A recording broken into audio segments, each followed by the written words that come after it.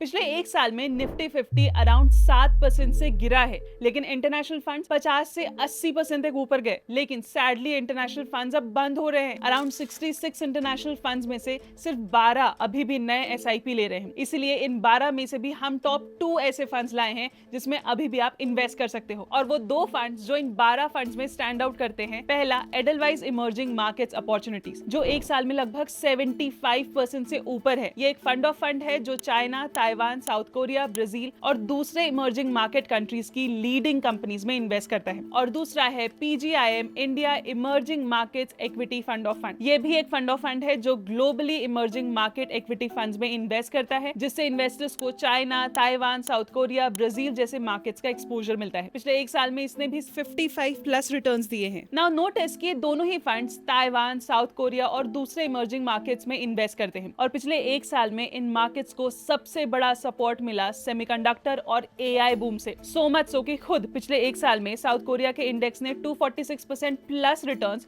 और ताइवान के index fund ने 100% प्लस रिटर्न्स दिए। क्यों? क्योंकि ताइवान और south Korea global AI chip supply chain के सेंटर में है और जापान भी टेक्नोलॉजी और एडवांस मैन्युफैक्चरिंग की वजह से काफी स्ट्रांग रहा। साथ ही एनवीडिया और नैस्डैक लेड एआई रैली ने पूरे ग्लोबल टेक इकोसिस्टम को बूस्ट किया और इसी ट्रेंड का फायदा इन फंड्स को मिला, जिस वजह से आज ये कैटेगरी के टॉप परफॉर्मर्स में से हैं। तो क्या आप ग्लोबली इन्वेस्ट करते हैं? कमेंट सेक्शन में जरूर बताना।